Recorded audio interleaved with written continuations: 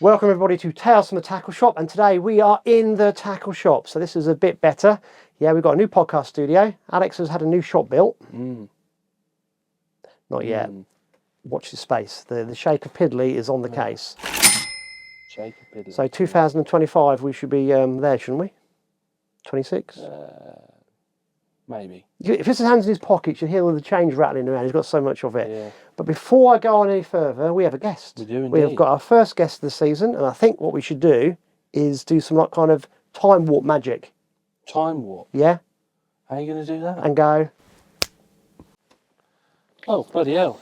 You've changed, Andy. You're a lot prettier than... Do you like that? Yeah, I do you like that. Yeah. Better looking? 100%. More hair?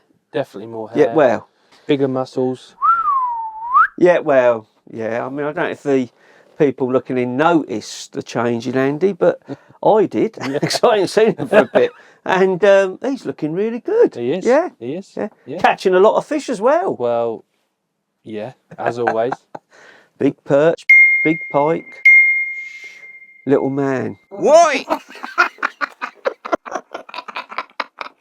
Oh dear. Good these cameras, they make anything look big, can't they?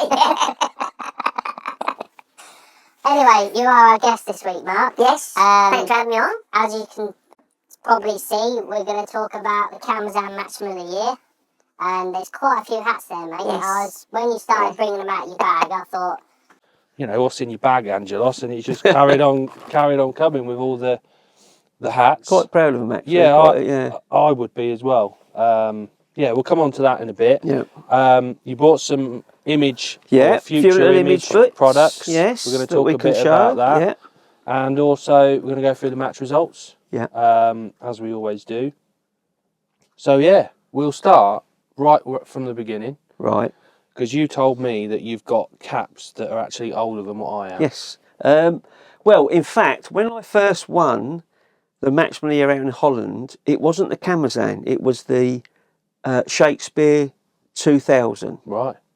Because I was looking for a cap, because I won that in 87, 88. I was looking for an 87, 88 cap, and then I thought, no, because the Kamasan started, which I think is... I think you got... 92, 90, no. 93, 94, I think. No, 92, 93, yeah, there. Look at that one, look. That was the first year I'm sure it started, and I've got a cap for every year it was run, where you needed to get 20 points to qualify for a Kamasan final. Yep. And then you got the actual overall winner. Yeah. And then if you got 20 points, you got a cap with 20 plus. If you got 30 points, 40 points. I'm not sure if anyone got 50 points. There's a few got 40. I mean, there might have been a 50. Obviously, I can remember being young and like the Kamasan Matchman of the year was like the most consistent angler like across. Yeah. It was done over open matches on a Saturday and Sunday, not midweek, only Saturdays and Sunday weekends. And at first when it started, it needed to be 50 anglers or more. Sorry, 60 anglers or more. Then it dropped to 50 because obviously the turnouts wasn't as high.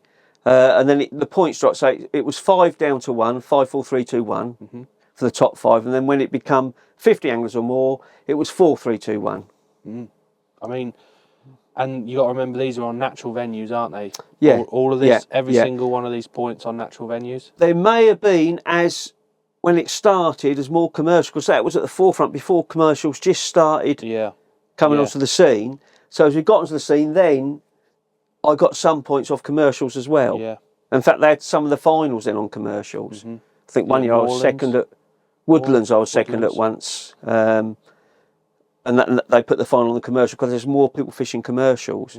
And I think what happened with the Kamasan, all of a sudden, where it was natural and a little bit commercial, it just all come commercial full stop, because there wasn't the numbers fishing rivers, lakes and that to get the points you needed. That's when the sort of competition sort of demised, didn't it? It sort of, I can remember, I think Angling Times tried to run a county thing, didn't they? Yes. Did Winnie win it one year? I think, and I think it was backed by, by Van Line Ground County Bait. Champs, that was it, yeah. Was it? Yeah. County Champs, Yeah. they used to call it. I remember that. And they had like a team thing built in as well, Yeah. which was quite good. Yeah. And I think nowadays hot fishing are trying to do a similar sort of thing. Yeah, they've come on the online, scene now. yeah. Yeah. I mean, it's so hard because anglers are so diverse now, aren't they, to do something like this. But back then, this was the pinnacle, wasn't it? Oh yeah, definitely. You know, there was no Fishermanias. There was none of them big money finals. No. But you've got now, Alex, what you've got now is where feeder fish. I think with fishing, it always finds a different angle to go on to. And go back, it might be 10 years perhaps, certain feeder matches start to come on board. Mm-hmm. England feeder team. Yep. So it's give it another angle. You've got Riverfest. Yep. It's just so many. It's very niche, sort of specialised, isn't Yes, it? yeah. It's unbelievable, really. And going back to these caps, I mean, most anglers would be happy with 120 plus. Yeah. But you've got 1, 2, 3, 4, 5, 6, 7. That's 7. I think there's about 17 there, I think it is. Is there 17 caps in total? Yeah, there's about 5 30s, 4 40s plus. Amazing. Yeah, I mean, 40 points is mega, isn't it? Oh, when you think, yeah. I mean, that's on natural venues Well, as well. 40 plus, if that's, you're looking at from 4 points, say 4 3 2 1, and if a win's 4 points, that's 10 wins, isn't it, for 40 points? But wouldn't there be seconds, a third? Yeah. Amazing. I bet you're really proud of Yeah, that. well, I bet just you've kept not them. seen them for a long time. No. Well, I was looking for some image bits to bring on for this podcast, and then I said to you, I've come across these cats. No, bring them in. We'll talk about them. Yeah, but, yeah. I mean, it'd be good to get some sort of competition now, but it's like I say, it's gonna be very hard to get all the different disciplines and people fishing in the week and stuff like that. Don't they? People can't commit every Saturday and Sunday. I mean, you speak to a lot of the natural venue anglers like Pete Wills that works in the shop. He showed you his he's showing his fold rig, all his cuttings. How fishing has changed as well. Yeah. Nowadays it's all social media and it's like Facebook, isn't it? Is a big one. Twitter and things like that, and YouTube. Oh, Alex, if you go back to 91, 92, then just the oldest hat I've got there. The only way to book on a match as an angler was Angling Times or Anglers Mail. Yeah. You couldn't pick up your phone and look, people were saying there's a match here, and there was none of that. No social media at all like that. It was just, you had to get in the shop, buy the paper, look through there and see there was an open on. And Pete was saying, you know, him and his brother used to get in there and circle all the matches within a certain radius each week and go, well, that one. They'd ring up and go, how many got booked in? Oh, we've only got 40. Oh, right, I'll let you know. And then ringing up with the next one and finding out. And it's mad. And you may say, for instance, when I was chasing points, I may be booked on a match, say on the Neen at Peterborough when Ken Wade was running them there. I'll be booked on there. We'd had a load of rain. It looked like it was going to be flooding and maybe called off. And I looked, said there's one on the drain or go onto the canal again, and try and pick the fairest venue. Yeah, well, where you'd get a result. Yeah, definitely. You know, and going back to Pete's book, when it was all about sponsorship, he took this scrapbook of the Central days and sort of handed it to the sponsors. And how different is that from nowadays? You know. Well, as you know now with social media, you can have, although I'm probably wrong in saying it, you can have an angler that's sponsored that's not necessarily one of the best anglers, but you have to be a good angler to be sponsored years back. Yeah. Now, if you're active on social media and you're promoting a brand, you don't have to be a good angler. No. Be a reasonable angler, but because you're giving it coverage, you're an angler worth sponsoring. Yeah. It's mad, and the whole ethic was team being sponsored, wasn't it? And, well, we've talked about that before about team fishing and natural venue fishing and stuff like that, but I'm really impressed with all these caps. And you've never worn any of them, have you? No. No, some people still wear them now. They do, yeah, you see the odd one crop up, They've got all fag stains and all sorts. There's all one over. of me 40 ones. There's a 40 there, look. See, I'll turn up Saturday with this on. Yeah, look at that. How's that, eh? Yeah. Oh, dear. Yeah. So, pretty impressed with that, mate. So, obviously, we've talked about, you've been on the podcast before and different bit, but we haven't really sort of touched on the image as such. It's we just sort of mentioned that you started image angling products with a few of you and stuff like that. So, what I wanted you to explain today is how it all come about, sort of what what made you come to the decision of starting Image products? And a few, I mean, Well, some of the items that you've brought yeah. are really sort of, well, stood the test of time, haven't they? Yeah. So I don't know if you could start from way back when you sort of first... Well, way back when I got involved, first of all, Mark Bird and Rob Hewson, they started the company up with a guy called Barry Cowley who had Image Autographics. Right. And they started the company up there. Then I was starting to make a name for myself on the canals and being approached to be sponsored. And I didn't know they had started making floats. Mark Bird used to make some lovely handmade floats, pole floats, balsa wagglers. And I used to pick Mark up and take him fishing because he couldn't drive. I remember picking him up one morning and was going off to a canal match. And I said, I've been approached by a guy in Northampton who makes peacock wagglers and that. Wants to make a range of floats and use my name. I think I'm going to go for it. Oh, he said, hold on, before you do anything, let me speak with Rob. I can't tell you what, and then we perhaps need to have a meeting. I can't tell you, but just don't say anything yet. I went, oh, okay. And then the following week, I had a meeting with him and Rob at that time, what they were doing, setting up. Did I want to join in and be a partner? And that's when I got involved then. So what was your trade before that? What was you? I was a bricklayer. Right. But I was working at the time for Terry Freeman. Lovely man, passed away a good few years ago, and him and Stuart Arnold imported Browning gear, and then Terry took it on, took the franchise of it on in England and set it all up. And I worked for him in the warehouse. I left bricklaying, worked for him in the warehouse, and then got an offer then to go on my own in my own sort of company. So I thought, well, I've got to take the chance. I was young, I was probably early 20s and that. I thought, well, I'll have a go. Amazing. Nothing to lose, Amazing. So that was based Milton Keynes area, was it? Where was... well, Bedford, really. Yeah. The first unit I had was Singaway in Woburn Road Industrial Estate. And we started there. And So you used to actually make your floats by hand yourself? Yes, yeah. And how on earth did you manage to keep up with the volumes of float sales? Well, we had to get another machine, which was a lot of money, expense and that. But it is, I mean, all you guys looking at any floats in the shops, any balsa-bodied floats, people say, oh, these are handmade. All floats are handmade. Certain parts, like the bodies, are machine-made, but you still got to have someone feeding the balsa into a machine that forms the bodies, like centerless grinding. It's just amazing how much work I see goes into floats and how cheap they are, really. I mean, some floats are $2.50, $2.99 now. You know, it should be $9.99 a float. All eyes have to be put in by hand. It's not easy. It's not easy, you know. No, it's not.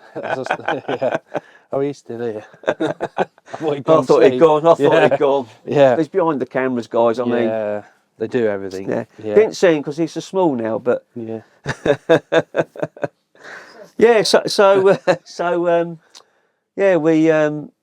We made hundreds of thousands of floats. So what was the sort of the first thing or first products you brought out to the market? Was it the floats, obviously? It would have been the Image, a lot of people looking in, or the older generation, the float adapters. And we brought them out with the squat waggler and caster waggler. Right. And there was two sizes, medium and large, in the float adapter. And I think we brought out, a little after that, some tubes. And then we realised we had to keep adding to the range to get the turnover, to pay the staff, to pay everything. Yeah. And we just built them up. But we concentrated on balsa wagglers first of all. I mean, me personally, when I first sort of come across Image, was, obviously the adapters, which wish people would make them as nice and neat as that now. Yeah. The floats, obviously the fishing on the drains and canals, the wagglers were the nuts, and obviously IM1 hooks. Yes, the IM1, IM1s, IM2s, they had a whole range. You know, I've got some stocks of old Image hooks, and I've actually got quite a few thousand IM1s. Quite a few thousand. Could I have some? Yeah. So if anyone wants any, let me know. We have got, I think, 22s and 26s. Yeah. I've got thousands of them. We spoke about this just before we started to do this broadcast, and I said, I'll definitely have some of you, Alex. So I didn't know. No. Yeah. 22s and 26s. You've got loads They're of them. just a unique hook for squat and pinky fishing, especially on the drains when it gets a little bit harder. Yeah. Because they are made of a fine wire, and they seem to have a short point, but once they get in the fish, they don't come out. No, they're perfectly balanced, aren't they? They're just unreal. But anyway, I've gone about them forever. So you bought some floats and some. Yeah, float but just going adapters. back to the floats, when I said we started on the wagglers, which we done squat and caster wagglers for the canal, and we brought out some chubbers and dacers, which were a little bit thicker topped and a little bit longer for the rivers. But when we first launched the company, it was all canal fishing, it was all wagglers, and the rivers were wagglers. And then poles started to take over. So then we launched a pole float range. It's just, as fishing moves along, you've got to go with it. Otherwise, you get left behind. It's like yourself for the shop hours. I mean, what a shop you've got here. I mean, anglers come up here and it's just a licence to spend money. It's just unbelievable. But you've got everything up to date and keep it up to date. And that's so important because the anglers want what's new. Once you just, if you don't sell something, you just keep it there and don't replenish it and just wait and wait, you'll get left behind. You've got to keep up to date. Exactly. That just goes show if anyone's fishing, doesn't it, as well? Yeah. Fishing in full stop. And as anglers, we want it there and then. You know, if we'd said, "Oh, we'll make some pole floats next year," we'd have got left behind. So obviously you started the company up. Did you go round as a rep? How did you advertise in? I suppose there was Anglers Mail, Angling Times. Yeah, well, my role first of all was like the sales side was to go around and get sales. So I went out, being based Bedford. I went all over the place. Yeah. But as I started to go out, even just the orders I was taking, it was hard for the guys to keep up on the production. And then we got a new machine. And then we got agents to take them on. Yeah. And then the biggest order that we had going into the second year was Milo Colombo in Italy. Right. Came across and I went out fishing with him. It was brilliant. He loved like the little wagglers on the canal and that. I think he ordered about 15, 20 grand, so it's a massive order to us. Yeah, and he loved the wagglers. And then I think maybe he got them copied somewhere else or something. Yeah. But but it was great. It was brilliant. And also we had the Team Image that was promoting the brand as well. And which it was a very good team. Yeah, it was good. We was winning everything on the canal. Well, we did. We won absolutely everything on the canal. So they were called Image Black Horse, is that right? It was Black Horse. Right. Then because we sponsored them Yeah. with floats and hooks and what have you, it became Image Black Horse. Right. And even now, like the Winter League we fished yesterday, there's Team Image, but they're Matrix, so it's Matrix Image. Yeah. But there's no image. That's the team. Yeah. Because obviously there's Press Innovations Black Horse, isn't there? Yes, yeah. Which so did it sort of? It sort of split. So it was based on the canal, but then some anglers got involved that weren't on the canals and that. So it sort of split. So it became Preston Black Horse. Yeah. And then Team Image as it was, the main team, stepped away. Like I think you had. Well, no, they've gone to Dorking now, which there was. Some of the old guys from the team, which would have been Graham West and Lee Newson. Well, Graham West, I think he's just doing his own thing and that opens and Dorking. It's Graham's Dorking. Oh, no, sorry. Lee Newson's Dorking. I'm thinking of the Lee other one, and Graham Smith. Graham Smith. They went to Dorking, but Graham West, he's doing his own thing like feeder fishing and what have you. But so it just split. So you got two teams. One kept the name Black Horse, and it was Image Black Horse, and the other kept the Image side. And then, obviously, there's no sponsorship for Image now, but they just kept it Team Image. And then the last few years been sponsored by Matrix, so it's Matrix Image and Preston Black Horse. So. Did you do any other sponsoring of teams, or was it just your team you sponsored then? We did sponsor a team with some floats and bits and pieces, but we thought, oh no, we can't do this because it's. It was just we just kept it as one team, and then literally, as we got bigger and we got more bills and that, and the company, then we had to liquidate it. Just we couldn't expand quick enough, and we needed to get the investment and victim of your own success sort of thing. But no, it was good. It was. I really enjoyed it. Yeah, and obviously still using some of the products now. Yeah. Well, the hooks. You know, you've got some goodies there. I don't know if you want to show us what you've got in there. Well, I just lifted a couple out here. That was. two things that stuck in my mind, although you could use these now. We brought out a cut cane, we called it. So it's a little bit like my MP1 that I've got now, same body. My MP1s have got a better visible tip, but these are a finer tip, but they are a cane tip. A hollow bristle back then, was there? And we couldn't make enough of these because the lads that we had, probably 8 or 9 lads employed with us, and they would, once the cane was inserted, before they were dipped or anything, painted, they would hand rub the cane smooth into the balsa. You see there's no shoulder, but we couldn't make these quick enough. And I said, well, still, you can see I've got quite a few left down there, and still use them now and again. I haven't used them probably for about 4 or 5 years because the fishing's been so good on the drains. But first when I was fishing the drains, I carried on because I had such a fine top for squat fishing. Is that cane then, is it? That is a cane insert, yeah. Yeah, I love cane bristles. But you can't see, I can hold it up there, but you can't see, there's no shoulder. Beautiful balanced float. Amazing. Them are just one of my icons. And obviously your range are hollow bristle, are they? Or are they They're solid? a painted glass fibre bristle. Yeah. But in the light, they still stick out. They're still visible. And still because the fibre does let in light. But yeah. And obviously, I've shown you just earlier the float adapters, absolutely brilliant. Still use these now on the little wagons on the drains and that. But one of the best products was the bread punch board.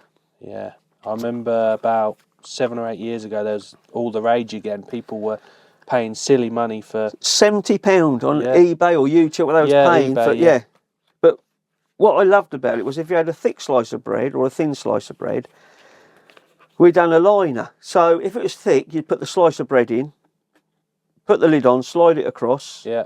It kept fresh. Let's just get rid of. So if I was using a medium slice, I'd put the insert in. Put the lid on. Close it. It would stay fresh, and I could leave one of their bread punches in there. We'd done 2, 4, 6, and 8 mil punch. They were quite shallow punches as well, weren't they? If I remember. We sold, well, we couldn't make them quick. Everything we brought out, we couldn't make quick enough. But with the punches, we had the brass heads done, the actual, say it was a 4 mil, very shallow. So what happened was the brass compressed the bread to make the pellet.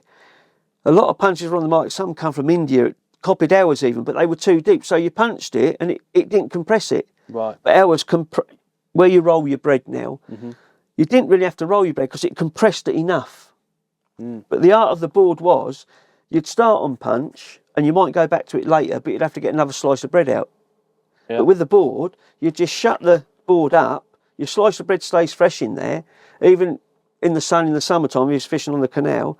When you come to use it an hour later, you just slide the lid back and start punching again, the same slice. And you could leave your bread punch in there. But I thought that was a unique. Yeah. I mean, Christ, anglers out there, I bet you've got these. Some of you have got these still. I remember that, I think someone copied them and brought them out for a little while, didn't they? Yes, that wasn't so long ago. No, it weren't. But I think... obviously, Guru, they all do punch they've done boxes now, don't they? Yeah. But that was the first one, that was just... They're a lot bigger for like the commercial style, aren't they? But awesome. Just going back to the bread, what do you do with your hook bread? Like, some people roll it, some people just have it straight out. What is your... All I do now is... It's quite personal, this is, isn't it? I cut the crust off. Yeah. I went for a stint of microwaving it. But I think the best thing to do...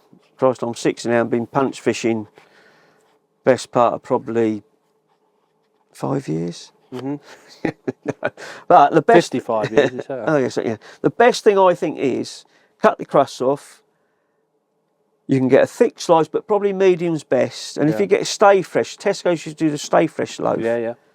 Cut the crust off and just roll it with a rolling pin. So you're a rolling man. And it's done.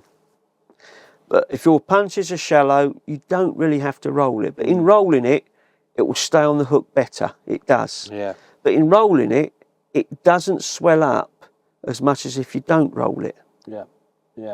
I know. Lots of people... Everyone does it different, don't they? And it's like you speak to some people, and obviously living at March, and you've fished March for years and years and years and years, and the bread was dominating all the time, wasn't it? And obviously hook bait was key, and obviously missing bites and things like that. People don't appreciate perhaps how sort of gooey the bread is to missing bites, and stuff like that, it can be quite critical, can't it? And the stamp of the fish you catch. Yeah, yeah. I mean, I've done it all different ways and bits and bobs, but I found with March, I think maybe the canal thing to do is to flatten it so it's squashed and stuff. But I always find for them better roach on March and their particular venues, straight out of the packet or chuck it in the freezer, microwave it. Yeah. So chuck it in the freezer when you go to bed at night. In the morning, nuke it for like 15 seconds. And I cut it into 4s. I mean, I ain't got the privilege of an image tray like that. Well, you know. Cut it into 4s. And the reason why I do that is because I use it up quicker, so I chuck it. It forces you to chuck it away. Yeah. And obviously getting the right bread punches as well. You said the image ones are shallow. Do you use shallow ones? They were still shallow. now? Yeah. Well, Matrix brought out a set, and I remember it was at the minute. I said, make the compression so as it's shallow on it, and even like for carp fishing. But carp fishing, I don't roll me bread. No. I get 2 slices of thick bread, whatever it is, Warburton's nice toasted. Warburton's, the orange one's best. 2 together. I just thumb it, and if it's a 6, 8, or 10 mil, excuse me, I just compress it, and it's on, and it really fluffs up. Yeah. Oh. Yeah. And the carp can suck it in. If they suck it in, they haven't got to do a lot of work with it. With a hard pellet, I know it's like probably having a hard bit of food. Going back to like fishing on the drains, if you're catching them little shockingly small little roach, a little pellet, and they like attack it a bit more, don't they? Yeah. Whereas if you use a tiny bit, they just like suck take it in off and it's on. Yeah. Going back to that. But a lot of thing. people won't punch fish, and what we've just talked about there, if you're watching, you haven't done much punch fishing, is because they'll punch a bit and it just they'll put ship it and it's come off the hook. Yeah. Yeah. But there's a few things you can do so it doesn't remember come when off the people hook. used to punch it already? People, you see them in. Oh, in a little pot. Yeah. I mean, that must be a nightmare trying to put a little pellet on the hook. That's punch fishing. I know when you think people say, "Oh yeah, well, punch fishing slow and all that," but when you think about it, it is one of the quickest ways of fishing. Oh, it's awesome because it's so clean as well. Yes, you don't miss bites, do you? No, you know, you go in, strike, fish on, come back, punch, done, and it's like. But you think with a maggot, you got to pick a maggot up, pick the right one out, get the right one, roll it round, that's the right way. Then I've got to put another one punch on. it's on, you're out. It's fast fishing. Yeah. And punch fishing, now that's changed because when I first fished March and it's punch fishing, it was 2 mil and even 1 mil or 1.5 mil, a real small bit. Yeah. Now, I know it's the last 3 or 4 years it's been pinky, but punch fishing at March, go back 5, 6 years ago, it'd be a 4 mil bit. Yeah, 5 mil, yeah. Yeah, it's 4 mils at the smallest. Double punch it. I wouldn't even think about a 4 mil. Well, Gunter, he'd be on 10 mil double punch, wouldn't he? Yeah. Pound rudder bung, but that's another story. On the waggler. Yeah. So what else you got in your box of tricks then, Mark? I want to show this, because this brings back a memory when I was looking through it. It's Young Image, it's a pen. I wonder how many listeners have got one of them still. If I just open it up. See, it's a pen. We wanted to put back something into young anglers to get them on board, sort of thing. And we started Young Image. And each month there was a newsletter went out. Yeah. Anything that was happening. We had pictures sent in we should put before into it. the days of emails, obviously. Well, yeah. And when they joined, they got a free pen and a free T-shirt. And we sent them, and it used to cost us the postage. Yeah. A monthly newsletter. And if they sent us pictures in, they got the pictures in there and just let them what was going on and saying what new products we were bringing out as a company, which was good. And I think we got up to about 1,500 members and then all things started out because we started this on later on as the company got going. Yeah. But no, I thought, that brings back memories. It'd be nice if we've got any listeners or followers that have still got one. That may have been a Young Image member. Yeah. If you see me on the bank, tell me who was. Yeah. And Alex going to give you all a free goodie bag. No, it's not. No. Yeah, free goodie bag. Yeah. There is a float I'd like to show in here. Is this that little eye thing? Yeah. Little dibbery thing. Find it. We brought out a float called, I was just thinking sitting here, called an OXO float. OXO? And it was for fishing the Oxford Canal for fishing in shallow water on caster. Right. But this was another one when Future Image brought the company, and they brought this, and it's like the OXO float, but it's on a little swivel. Right. And that was a special that was done. It's on a little swivel. Now, that would be ideal for swinging bread for carping, dobbing, where you're not top and bottom, yeah, swinging it, maybe a little bit heavier. Yeah. I thought about it because I looked at this box the other day, looked that out, and I got a text on the phone that a certain shop I shan't name has brought out a range of these with a little swivel on. Yeah. So it's just amazing how things can happen. Old things come back into favour. Always, yeah.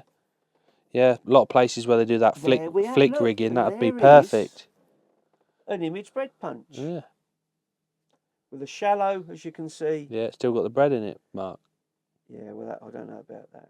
Yeah, and you just compress it. But they were on wooden handle, and that reminds me of another thing on wooden handles. And this was dowling, which wasn't balsa. Right. And I remember we had a fault once because we had a shop front. I said, all the brass heads have come off of the handles. And what it was that the actual dowling that we'd used for the bread punches hadn't dried properly. Right. So we'd coated it, and during it's been packaged and that, it's still drying. As it's drying, it's shrunk, and then the heads have come off. Oh. Although they were stuck on. So if I pull this off now, you can see. So we used to glue it, stick the brass on, wipe the excess away, it's done. But obviously then, that would shrink, leave a void, pull away from the glue, and like... No good for no one. No. There's some floats in here. Oh, some old floats in there. Look at these wagglers, look. Yeah, look at them. They were specials we had done with an insert. They're like hen's teeth, them, aren't they, them ones? There is one for you. This was an image Magoo. Remember Mr. Magoo? No. Blind cartoon character on the telly? No, never heard of him, mate. Well, so we thought, well, because he was blind, we'd I'm bring sure out a big Andy's thick heard top of him. float. Have you heard of Mr. Magoo? I have. Yeah. Yeah. Oh, good dog, good dog. Yeah. Wow. Nice, isn't it? Oh, there's another one there. Look. That's small, that is. Look at that. That used to be the kiddie. That's 2 mil. Awesome. Oh, look at that one. Oh, is that a little stick, little image stick? Little balsa top stick. Yeah. I remember... So the eyes there, from the pole. That, look, canal cut. Oh, that had been the caster. future image, that was. Yeah, I remember them. Yeah. I remember going in Cheesy Bob's and buying these for 50p each. Yeah, I probably sold them. Yeah. Oh, there's loads in there, yeah. Oh, there's a good float there. What you got there, what you... Oh no, that's small, that is. We've got a bit of all sorts in here. Yeah, that's a wire top. We don't know what that's for. Bloodman Joker fishing with Fish London Canal. Christ, you wouldn't see that now. Amazing, isn't it? That is, it's how fishing changes as you go through the years. Oh, what's that one? I remember Milo Colombo brought out a range of papyrus pole floats. I mean, they were like £2 each then. I mean, it's got to be 30 years ago. Well, you wouldn't see the bristle past 6 metres, so... But everyone brought got all these wagglers in and they're not in your box, Polly. Well, I've only just found this box out for you, didn't I? So you can't have them, Alex. I'm sorry. Sorry. You can't have them. Oh, look. Tell you what, I have got a collection of these. I tell you, who brought me some in. Tony Dawson, believe it or not. Tony, yeah. I actually got something off Tony Dawson. No, I don't believe that. You must have brought them. I did. Tony Dawson. Must have been all the discount they give him. And Billy Reynolds brought me some in as well. Oh, Billy, yeah. Yeah, what a legend. Yeah. And they only come out on special occasions, they do. Well. But yeah. In fact, I used yesterday on Air Winter League, I used one of the caster wagglers, 3BB. Nice. That was awesome, but it didn't go under. Oh, that's wire as well, that one. Look at that. Yeah. Mint. Yeah.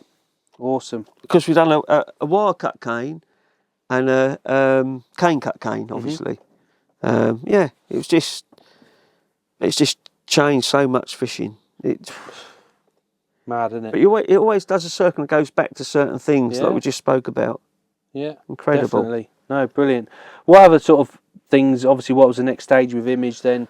Where did you move on after Image? Well, it went to Future Image. Future Image. Kevin Stack brought the... Is that when you had a lot of rebrand with the change of colour? Yeah, it become Future Image there. Golden, is it golden browny colour? You'll see there's one there, that's Future. Yeah. But then it became Future Image, but they kept the same sort of colours and that. Yeah. But added Image on. And it was just a bigger range then. They had poles and bits and pieces and that. And then that eventually folded. Kevin Stack put his money into other things and that. And then I went, where did I go from there? I think I went on holiday, I think. Yeah. I've been on holiday ever since, yeah. Rum and Coke. Yeah, love rum and Coke. You Do you want, I've got a bit of rum in here, I actually. got some JD. Yeah, no, that all folded. I went on my own for a bit. Probably about 3 years, I think I'd done van sales on my own, going around the shops and that. And then Fox approached me, and we started up Fox Match. I became the brand manager there. And then I got a chance to go fishing full time. I left there and went fishing full time, being sponsored by Matrix, because Matrix was a new Fox Match brand. And here I am now. Yeah, how long have you been with Fox as a company now? I bet it's 20 years. Yeah. Yeah, it must be, as being involved with them. Yeah. Obviously, it's changed from Fox to Fox Match to Matrix. Yeah. It's, yeah. I mean, Matrix as a brand now is massive, isn't it? Oh, well, Ricky Till, bless him, he passed away earlier this year. He was a brilliant asset to any company. He really started. He was the main man, although Dave Preston owned Preston Innovations, but Ricky Till was the brainchild behind everything there. And then I worked with him for probably a few months when he came to Fox Match to set up the Matrix brand. Brilliant, absolutely brilliant. And I think then Ricky, before he passed away, then he'd gone on to Darwa and set up is it Enzon? No, I don't think he was doing more the carp side of things. Right. But I know he went on there and they were using his ideas and unbelievable, such a loss to the trade. Smashing guy. So, well, we're up to speed then, mate. Now sponsored by you. How many? Crap bait, everyone, absolute crap bait. Yeah. Yeah. Obviously, how many years since Kamazan's finished? Quite a few, innit? Do you reckon since it's finished, you've ever had more than 40 points, or? Just realised, sat on this chair, I thought it seems a bit uncomfortable. I would have said maybe a couple of 30s, perhaps. But you need a venue, like it just You've only dominated. really got, unless you fish in a winter league environment, you're not going to get them sort of matches, are you? You just need the matches with the numbers. It depends how many would actually have to be at a match to get the points. But regularly, if you look at open match wins as a win, how many open matches would I win a year now? Just depends how well you draw. Well, yeah. If you draw like Steve Winters, Winters, be leading it again. Yeah. You'd have 60 by now, wouldn't you? Yeah. So brilliant. Yeah. So I think what we'll do now is we'll do the match results. Talk a bit about. Can't say too much tactics. Yeah, that's the thing. Other Yeah. teams might be watching. Yeah. I'm sure if they just listen to us in the pub, they'll know what we're on about anyway. So before we go on to talk about our win on Sunday by the skin of our teeth, we're going to go through all our guests that we have on every week. So Ben Taylor, Ossett, Steve Barnett, Borden, Richard Chave from Southwest somewhere with his beautiful accent, and also Simon Mottram. So after last week's round being cancelled, due to Aldcroft having about 3 to 4 metres of extra water on the moat, and the Reed became one lake. Unfortunately, the river burst its banks and did flood numerous amounts of caravans on the complex. So, yeah, we got the round cancelled, and some of our team decided to go to Thorn. We had a cracking day last week, pleasure fishing at Thorn before this week's round. So we went there this week in high hopes that it was going to be a fishing match, and as it turned out, it fished absolutely fantastic yesterday. Between our 8 anglers, we didn't have a single weight under, I think £10.12 was our lowest weight over our 8 anglers. So it's fished really well. So I'll get on to the results. Unfortunately, I'm going to have to read off my phone again, so I'm not being rude. But A section, winning that section was Tom Barlow with £13 9.5 ounces from Barnsley. Second in that section was Andy Oldham with £13 9 ounces for Wakefield. In B section, first in that section was Matt Godfrey, £15 4 ounces. Second in that section, Kyle Hartley, £14 3 ounces. All these are by default because they get written down by default on the results. In C section was Aaron Wheelhouse, Tricast Calder, £16 1 ounces. Second in that section, joint was John Goodwin from Ossett and Adam Harrison from Baytech North. In D section, Graham Bontoff, £15 5 ounces, won that section. Jack Turner was second with £15 12 ounces. In E section, first in that section was Mick Lodge, Ossett, £13 15 ounces. Second in that section was Lee Bennett, Northwest, £13 11 ounces. In F section, Steve Nurse won that one with £13 6 ounces. Second in that section was Ray Marklew, Ossett, £13 dead. Into G section, first in that section was Pete Duffy, £14 14 ounces. Second in that section was Craig Leland with £14 7 ounces. Into H section, the winner of that section was Simon Fields with £15 2 ounces. Second in that section was Adam Dowd with £14 2 ounces. On to your top six on the day. In sixth place, Darren Hall, Wakefield, £17 dead. Fifth place, equal, so fourth place I suppose, Chris Greensides, Ossett, £17 10, and Helen Dagnall, Ossett, £17 10. Third place, Wayne Easter, Baytech, £17 12. Second place, Ian Lee, Baytech North, £20 3 ounces. And winner on the day, fantastic performance, James Dent, Barnsley, £23 4. So that leaves teams on the day now. So in 10th place with 69 points was Walton. 9th place, 54 points, was Dyers of Doncaster. 8th place, 54 points also, but with one section win was Tricast Calder. 7th place, Selby, 48 points. 6th place with 42 points was Wakefield.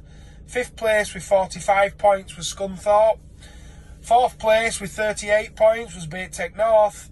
3rd place with 37 points was Preston North West. 2nd place with 27 points was Drennan Barnsley Blacks. And winning on the day was Browning Team Ossett with 24 points. So that leaves a league standing currently going into the last round next week of. In first place with 8 points is Drennan Barnsley Blacks. Second place with 11 points is Browning Team Ossett. Third place with 12 points is Preston North West. Fourth place with Wakefield, 19 points. Fifth place, Dyer Doncaster with 20 points. Sixth place, Scunthorpe with 21 points. Seventh place, Baytech North with 23 points. Eighth place, Tricast Calder with 31 points. Ninth place, Selby with 32 points. And 10th place, Walton with 47 points. So as you can tell by them results, the Canals fished its socks off this week. Lots of weights, sort of £10 to £24. And we really look forward to the last round next week back on there. So, tight lines, guys. Oh, hi. Just checking in with the results. Obviously, we didn't have a Isaac Walton Stafford League this week. Because it's every 2 weeks. So I'll give you the result for the Angling Trust Warwickshire division on the Trent and Mersey Canal at Rugeley. 5 teams of 8 on that. Obviously, I think it's the first 2 teams in that league qualified for the final on the Drains and Decoy. So a bit of interest for the podcast there and stuff. I did actually put in the result 2 weeks ago, but I forgot to send it in, to be honest. So my mistake. So first on the day, fishing for the Cadent Super Team, Ben Sharrett. He's had 21, 13, 6, and he's been the second bush up from the Mossley pub. He's had 2 bream and £18 a perch. Incidentally, there's hardly any matches on Rugeley, to be honest. And I work through there in the day and never hardly see anybody fishing there. And it obviously thrives on neglect, like a lot of these canals do. Doesn't get any pressure in that. And the weights, it highlights all this. So second on the day, you got Mark Derry, Drennan Leicester, 11.26 of skimmers. Third, Jason Cunningham, ever consistent Jason Cunningham. He's had 11-1. He's had 2 bream and then a load of Castor Roach. Dave Dale next, Sparks, 9-12-8. Next, Tony Barker, 9-11-12. That's all perch he's had, Tony has for that. And Dave Alton finishes off the frame, 8-11-3. So for this time of year, brilliant weights. Especially perch, they thrive on neglect. Anywhere where you don't go fishing a lot, they just thrive on it. So they've really fed it. It's fished really well by the look of it at Rugeley, Trent and Mersey Canal. So teams on the day, we had Cadence were winning with 18 points. Drennan Leicester, 24 points. Central, 25. Sparks, 26. And 5 Counties, 27. So obviously very close on the last few places. So the league up to date, Cadence have gone up to the top now on 5 points. Drennan Leicester, 6 points. Browning Central, 9 points. Sparks Match Group, 11 points. And 5 Counties, 14 points. So it's all to play for. Top 2, they're quite a way ahead, but you never know. Obviously, there's only 5 teams in the league, so anything can happen. So that looks like it's fished really well. So I'll be back reporting on this week. It'll be back on the Isaac Walton League, and we're at Trent and Mersey at Who Mill, and might be a bit on the Staffs Worcester. So hopefully that'll be a decent match, and I'll report back next week. Hope you have a good week. Over and out. Hi guys, hope you're all good and had a great weekend catching plenty of fish. Yesterday saw the 4th round of the Avon Valley Winter League. Again, this was a split round held on Gold Valley, on Middle Lake and Main Gold, and the Basingstoke Canal at Fleet around the Glen Close area. On the team front, draw set 3 was very favourable, and Drennan Borden drew that. As the saying goes, you still got to do it. Recording 5 section wins on their way to an impressive 67 out of 80 points. Very well done to them. Second on the day was Colmick Target Fish UK Sussex with 51 points. Third was Apollo Angling on 49. Fourth was Borden Angling Centre with 45. And very surprisingly on the day, though, in fairness, they didn't draw particularly well. It was Daiwa Dorking in 5th place with 42. Individually, top weight at gold was Drennan Borden's Gavin Millis. He should take up specimen fishing because he's had 2 absolute donkeys. The biggest going 21.8 on the pellet waggler, followed by one of 18 pounds. Its total weight of 123.8 was taken from peg 12, middle of gold. Second, Colmick Target Fish UK Sussex Angler, Adrian Fuller, £115.6. Well done, Adrian. Third, John Radford, Apollo Angling, £113.4. Well done, John. Top weight on middle was Drennan Borden's Will Marchant with £107.8. Very impressive. Well done there, lads. The canal in areas was good, but in other areas, to say the least, was very poor. Top weight on the day was Sam Sims of Colmick Target Fish UK. Well done, Sam. Really impressive net of fish. He had a lovely bag of roach, topped up with a couple of decent sized bream, £10 too. Second was Drennan Borden's Chris Ives with £9.1. And third off the next peg was Dan Porter, Borden Angling Centre, £8.7. And fourth, Jamie Makepeace, Borden Angling Centre with £8.2. General sort of methods on the canal this time was predominantly punch with a bit of chop worm fishing. Very, very bad weather, not enjoyable for most. But hey, that's winter fishing for you. You never know what's going to be thrown at you. So with 2 rounds to go, Drennan Borden lead the way on 6 penalty points. Second are Colmick Target Fish UK Sussex with 10. In third place, Darwin Dorking on 12. Apollo Angling on fourth with 17. And Census Oakwood 19. Reeve Home Stores 24.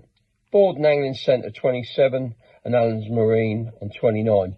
So next round is in 2 weeks' time. Again, a split venue, so like yesterday, anything can happen. If the pegs line up, you know, it can be great. So yeah, see you in 2 weeks. Have a great couple of weeks fishing from all at Borden Angling. Okay, last but not least, the results from the West Country. The Upper Thames Winter League this week was fished on the Kent and Avon Canal at Little Bedwin, Great Bedwin, which is a stretch that belongs to Marlborough Angling Club. Fished by 48 anglers, 6 teams of 8. Fished fairly well. Winner on the day was Andy Powell from Census Lobbies. Andy drew the end peg at the station. It's a peg that's won it a few times, but he did really well. Cracking net of fish, 24 pound 9 ounces. 7 perch on bits of worm. Lots of little skimmers and roach. Really cracking days. And I'll put a picture up at the end anyway, so you'll see it. Second was last week's winner. Kent Avon Canal legend, really. Kev Rolls, fishing for Census Devices. Kev was end peg at the wharf, 15 pound 8 ounces. Kev got lots of fish on the caster. Another lovely net of fish. So bucking the trend of being on the end pegs. Third was Andy Pollard from Darwin Gordon League. Andy's been on the wharf, same section as Kev. He's had £11, 13.5. Rob Randall, too hot to handle, fishing for Garblino Blackmore Vale's own team. Was drawn next to the winner at the station. Rob never seems to be away from the action, but he had £10, 12 ounces. So fifth place, another MPEG, was the Triple M, Mad Mark Mike Marsden. Mike drew NPEG at Roadside, fishing for Preston Innovation and Thatchers. Mike had £9.4. And then the final person in the frame was Paul Giddens, commonly known as Egghead by his mates. Egghead drew at, where was he to? He was at the Roadside. And he caught, I haven't written it down, probably less than £9.4, £8, I'd imagine. I didn't write it down. Sorry about that, Paul.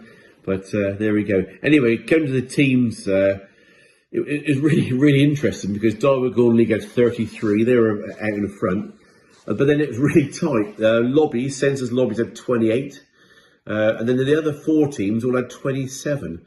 So the team result was sort of separated or made by how many section wins each team had.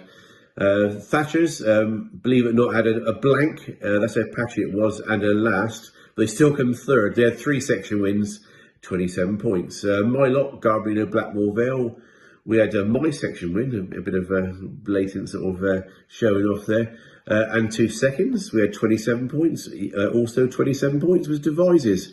Had 1 section win, that must have been Kev, and 1 second. And last, which is a bit of a shame really, because it was exactly the same as third, was Matrix Talisman, again with 27 points. So going to the league now, 2 matches fished. Darwin Gordon League won them both, got 2 points. Census Lobbies on 5, My Lot, Garblino and Blackmore Vale on 6, Preston Innovations Thatchers on 9, Matrix Talisman and Census Devices both with 10. Next round is meant to be fished on the canal. No, it's not. It's meant to be fished on the river. It tipped it down a couple of weeks ago. It was called off. It forecasts for rain all of next week. So the captains got together and we put it on a canal. So next week we're going to be on the Kent Avon Canal on whose water is it? Malcolm's water. So Bradford and Avon area. Be interesting. It's pretty busy with boat traffic down there, so not one to. But be plenty of fish to be caught, I'd imagine. And then we're going to sort of see where it goes from there. If it gets dry, they put another round on the river, but it could all be canals from now on, which would be fine, really. But so there you go. There's the results from the West Country. A little late, and then especially for Andy, Spurs are still top of the league. So we're going to kickstart into our local match scene, and Chris Hodgson's messaged you, hasn't he? Yes, Chris Hodgson has messaged me. Not Andy, he's messaged me. Oh. And here's the Spilsby A first round of their Winter League on Sunday, which was yesterday. 21 fished. Good attendance, that. Yeah, the river was back down to normal level, but hard rain the night before made it very difficult. And rainwater pushing into it, as you know, these rivers, when it pushes in and drains and that, it just don't help matters. But anyway, first was Sir Don Green. Well done, Don. £6, 2.5 ounces, bleak and small roach, so he's had a nice day's fishing. Second, Dave Ashmore, £5.12. A bonus bream in the last hour. So I bet third place Mick Stamp thought, but Mick had £5.10, one down Mick, so there's 2 ounces separated, so that bream cost Mick second place. But well done, Dave. And Mick had bleak and small roach as well, so quite a close match, really. The next open is Wednesday at 8:30 in the lay-by, if you all know where that is. I don't, but you guys will know. Yes. The next round of the Winter League's in 2 weeks' time, Sunday the 12th October. These can still be fished as an open. So you don't have to be in the league, you can still fish it as an open. So that is Sunday the 12th October. So there you go. Cheers, Chris. Thanks for that. Yeah, well done, Chris. Over to you, Alex. Messages in every week. Yeah, good lad, yeah. That's SA, good. Which is, yeah, it's spot on. Yeah. You know, if any other angling clubs want to let us know, obviously don't message Polly, message Andy or myself, and we'll cover it. No, that's good.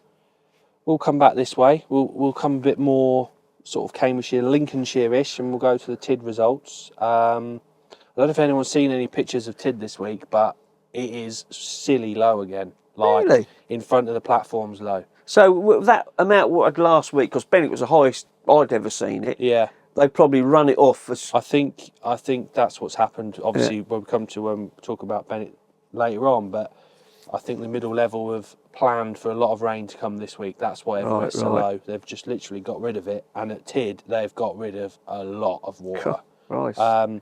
Match winner was Rob Madams with £10.5. He had 2 late tench.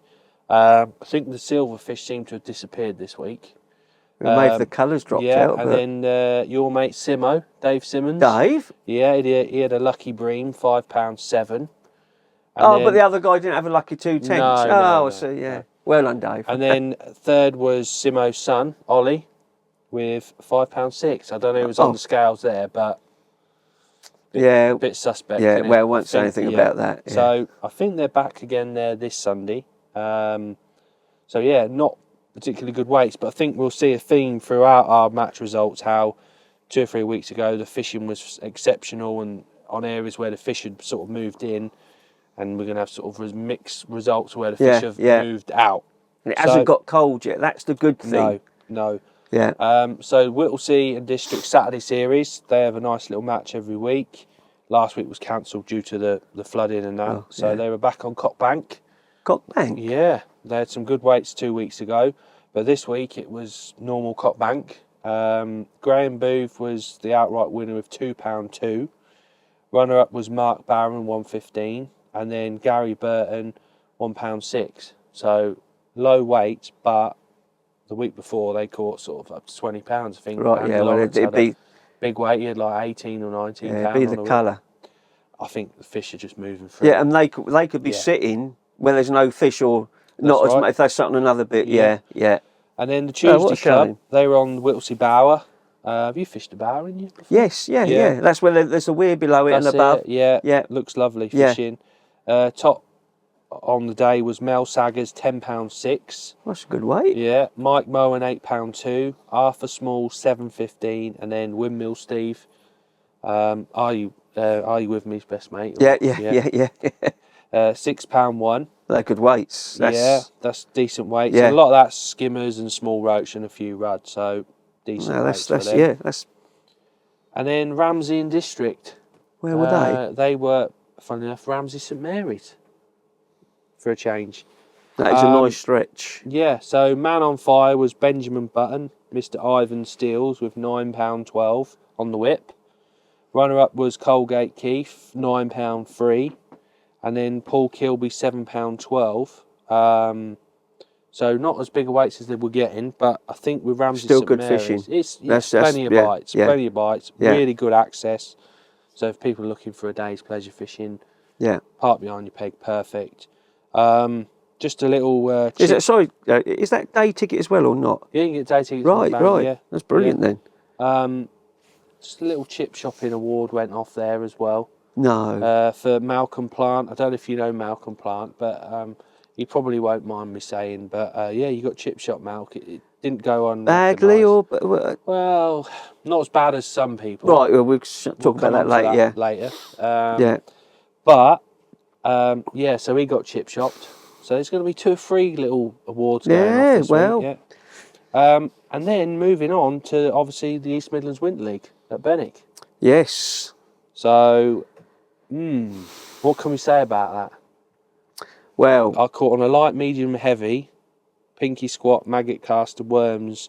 I caught on everything. I caught on everything and nothing. Ah. So yeah. Right. So they're the tactics. Any of you guys that are fishing the next round this coming week, everything and nothing. That's all we can say, light, really. medium, and heavy. Yeah. Yeah. Short and long. Yeah. And longer. And face the water. That helps as well. Yeah. Don't face the other way. No. Don't do what Tony Watling. No. Sorry. No. Sorry, Tony, if you're listening. Sorry. Yeah. So we'll start with individuals on the day. Obviously, Drawbag Winters won it. Yeah. Fishes in our team, 17-11. Done well there. So that's 3 section wins for him in the Stacey Cup. Oh, Obviously, yes, the people that individual. don't know, the Stacey Cup is the individual award. Yeah. For that league, which is hard to win. Yeah. So he won the match with 17-11, and then Mr. Epicenter himself, Tom Moretti, he had 17-5. He's also on 3 wins as well. Brilliant. So had a nice little fish off there. Third was Chrissy Lynn. Obviously, most people know Chrissy Lynn and his dad from the tackle shop in Wisbech all Mark, years we used to ago. have the shop, yeah. And obviously Mark 1 tackle is where that come from. Yeah. He had 17-1. I think he was peg 5 opposite just to the right of the tree. I spoke to Chris. He had 435 or 75 fish. Right. Sorry if I got it wrong, Chris, if you're listening. But no, brilliant day's fishing. Yeah. Just got his head down, and he said to me 60% of his fish were perch. Yeah. There's a lot of perch in there. Yeah. And Alex double bronze maggot, if any other team's listening. Bronze. Yeah. Tip with a pinky. Odd times. Ah, right. Yeah. Normally tip with another bronze And maggot. a 4 gram rig? 4.5. Oh, right. Okay. Yeah. Well done anyway, Yeah. Christy. Well done, Chris. And then the rest of the frame, Damien Green 16-5, and then Gav Butler and Neil Adcock had 16-3. Oh, equal fifth. Equal fifth they were, yes, which I'm quite grateful for that because good old double default, that's all I've got to say. Yeah. Oh, yeah. Oh, and you won the section. Yeah, good old double default. Yeah, but you won the section. Yeah. And won more money than them two. I didn't know. Yeah, so... Yeah. Anyway, moving on swiftly. Teams on the day, very close match. It was. It was. I think everyone on the bank was like mixed results. Yeah. Speaking to sort of the hot rods anglers around us, they had some really good scores and a couple of poor scores. Well, I said to Steve Welford, he stood behind James Collison next to me. I said, what do you reckon then, Steve? He goes, Polly, I ain't got a clue. He goes, normally I can call it. He goes, it's so up and down. He goes, I reckon it's anyone's. I went, oh, right, okay. Yeah. So, yeah, it was tight. So it was tight. So last on the day was Peterborough. Then we had Mark 1 White, 45. Mark 1 Black, 44. Stanjay Gold, 39. And then it got really close. Matrix Image, or Matrix Dynamite Image as they're known now, 35. Browning Hot Rods, 34. And then just sneaking the win with only one last, I don't know who that was Diver Tackle. Oh, no, sorry. 33 points. No, it was tight. So the last 2 rounds, it's been within a point between the top 3. It's such a tight league, and it's going to be like that all the way to the end. So that means now the league stands at Image are on 5. Well done, Image. Yes. They've had 2 wins and a third. Yeah. And then Diver Tackle and Baits on 6. Barnett Hot Rods 7. Stanjay Gold 14. The 2 Mark 1 teams, Black and White, are both tied. So I bet there's a bit of banter going on there. And then Peterborough last at the minute with 18. So And yet, I think last year at this time, wasn't Peterborough winning? I think they might have been second. Right. It's amazing how it can change. Yeah. How It is amazing. Yeah. So all to play for. Brilliant. No, it's a brilliant league. Very good league. So obviously we've been mentioning the Chip Shop Award. Well, I think I know what you're going to say. There was quite a few anglers that could have got it this week. It was one of them where it was up and down, up and down, up and down. So... And what I did think, before you go on though, James Collinson to my right, because I was third in the section, there was 2 big fish caught. I thought perhaps he was going to get it, because he was last in the section. Yeah. And then the lad next to him comes second in the section. So he had second and third either side of him. He's had a pound, he's had like 2 410s or whatever either side of him. But then you brought to my attention the guy I was travelling with. Yeah, he's one of them. We'll come on to Mr. Watling. Oh, I won't mention his name, but yeah. Yeah. Not senior, this is junior we're on about here. So, but there was someone that went and just tried to get under the radar, and that's Liam Darler. No. Yes. I thought Liam won his section. No, won it up. No, Liam Darler was battered both sides, bless him. No. Yeah. Oh. I've already sent him a picture of his fish and chips. Right. I've got a reply back like I always do off most of them. And so he's getting 1 T-shirt. Right. But I think the main award's got to go to your mate, innit, really? Well, I thought, it's all right having the section winning to your right. Yeah. But you brought my attention, he had the section winning my section to his left. That's a well-deserved win of a T-shirt. 100%. A proper chip shop. A proper chip shop. So, Tone, you've been chip shop this week. You are the main winner of the award. And I've said to Alex that at Bennett you can practice including Wednesday, is it? Up to Wednesday, yeah. So including Wednesday. Including Wednesday. So Tony, I think you ought to cancel your ticket for the Y and get down to Bennett and just have a little workout. Try some lighter rigs. I mean, most people are using 4.5, 5 gram rigs. I think you can come down a little bit on that, but that's just, I mean, I can't tell you too much advice because I'm fighting for a place in the team myself, so, but get and have a practice, mate, And do you want to show him his T-shirt? Or yeah, so obviously I'm going to get a picture with him. Right, okay, so I'll leave that. I'm sure he'll wear that every week. Yeah, I think he loves a freebie, doesn't he? I don't know if the neck, will it go over his nose? Yeah, it's stretched. You'll be alright, Tony, you'll be alright, mate, yeah. So that's about it this week. Obviously, thank you, Mark, for coming in. No, thanks for having me. And I'm sure it'll be me and Andy back next week. God, I'll be attacked by a car.